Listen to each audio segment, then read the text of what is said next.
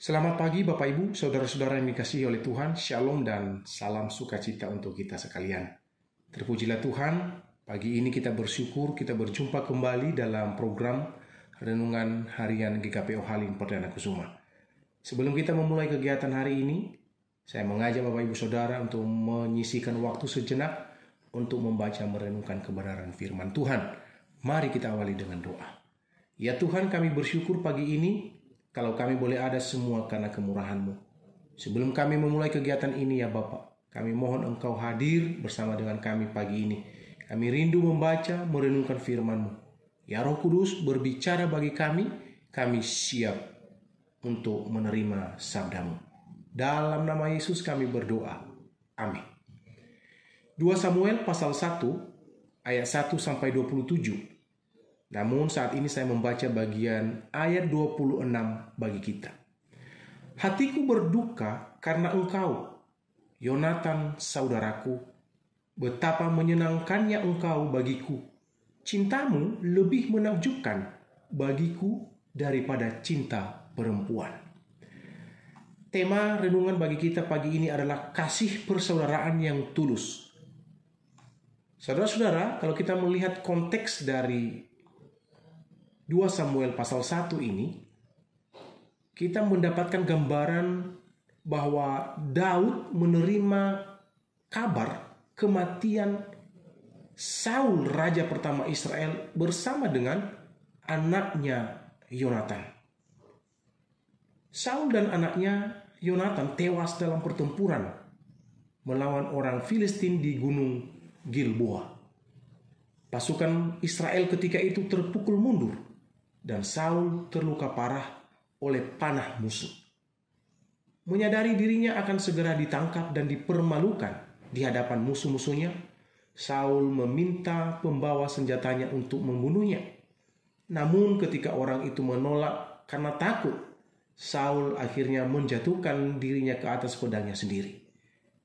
Anaknya Yonatan, yaitu putra Saul yang sekaligus sahabat karib dari Daud, turut gugur bersama dengan saudara-saudaranya dalam pertempuran itu. Kematian mereka bukan hanya menjadi kekalahan militer atau peperangan secara prajurit, tetapi juga membuka babak baru dalam sejarah Israel, yaitu mengakhiri masa pemerintahan Saul dan membuka jalan bagi Daud untuk naik tahta sebagai raja. Saudara-saudara, ketika Daud menerima kabar kematian Saul dan Yonatan, ia sangat berduka cita. Alkitab mencatat Daud meratap dengan penuh emosi, bukan hanya sebagai seorang pemimpin atas bangsanya, tetapi juga sebagai seorang sahabat yang kehilangan sosok sahabat terdekatnya. Dalam ratapan yang indah dan penuh kepedihan, Daud menyampaikan pujian terhadap keberanian dan keperkasaan Saul dan Yonatan, serta mengungkapkan kesedihan yang mendalam atas kehilangan Yonatan sahabatnya. Ia berkata pada ayat 26 yang kita baca tadi, hatiku berduka karena engkau, Yonatan saudaraku. Betapa menyenangkannya engkau bagiku. Cintamu lebih menakjubkan bagiku daripada cinta perempuan. Ratapan ini tentu menggambarkan betapa dalamnya ikatan persahabatan antara Daud dan Yonatan. Hal ini menunjukkan bahwa hati Daud yang tulus serta penuh penghormatan bahkan kepada musuhnya Saul. Ketika Daud meratap atas kematian Yonatan, kita menyaksikan ungkapan kasih yang sangat dalam dan tulus antara dua sahabat sejati. Yonatan, anak Saul, seharusnya secara politik menjadi musuh Daud karena keduanya adalah pewaris tahta yang potensial untuk menjadi penerus sebagai raja. Namun di sini kita melihat kasih dan kesetiaan Yonatan kepada Daud melampaui ambisi duniawi. Mereka menjalin persahabatan yang dilandasi oleh iman kepada Tuhan, kesetiaan, dan saling pengertian. Ratapan Daud ini bukan hanya tangisan kehilangan, tetapi juga penghargaan terhadap relasi yang telah dibangun dengan penuh dengan kejujuran, kasih yang murni. Dalam dunia yang semakin individualistis, di zaman ini kita melihat bahwa relasi seperti apa yang dimiliki oleh Yonatan dan Daud sangat langka kita terima, kita lihat di zaman kita saat ini. Oleh karena itu saudara-saudara, mari kita belajar dari ayat ini. Ayat ini mengajarkan pentingnya kasih persaudaraan yang tulus, setia dan mendalam di antara sesama orang percaya. Dalam dunia yang sering menonjolkan cinta yang bersifat romantis atau kepentingan pribadi, kasih seperti antara Daud dan Yonatan menjadi teladan bahwa persahabatan sejati dibangun di atas dasar kesetiaan, pengorbanan, dan kejujuran. Orang percaya dipanggil untuk membangun relasi yang bukan hanya sebatas kepentingan pribadi semata, tetapi saling menopang dalam suka dan duka, serta saling mendorong untuk tetap setia kepada Tuhan. Lalu apa yang menjadi aplikasi renungan ini bagi kita Bapak Ibu Saudara?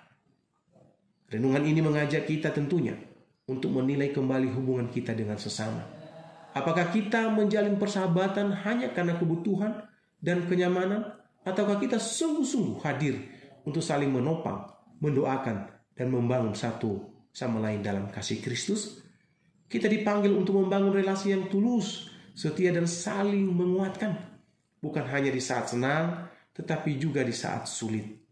Marilah kita menjadi sahabat yang setia dan menjadi saluran kasih Allah dalam hidup orang lain, sehingga melalui hubungan kita, nama Tuhan dipermuliakan dan diagungkan untuk selama-lamanya. Tuhan Yesus memberkati saudara. Selamat beraktivitas. Mari kita berdoa.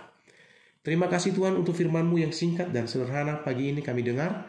Kami mohon Roh Kudus-Mu menolong kami, memampukan kami untuk mengaplikasikan dalam hidup kami sehari-hari. Biarlah setiap kami yang dalam keadaan sakit, lemah tubuh, Tuhan jamah, Tuhan sembuhkan. Dan kami jemaat-Mu yang dalam pergumulan persoalan hidup, biarlah Allah sendiri menyelesaikan setiap persoalan dan pergumulan kami dengan kuasa dan kasih Tuhan. Terima kasih Tuhan, kami siap melakukan kegiatan kami hari ini. Biarlah penyertaan Tuhan senantiasa nyata sempurna atas kehidupan kami, mulai saat pagi ini, seterusnya dan sampai selama-lamanya. Di dalam nama Yesus kami berdoa dan bersyukur. Amin.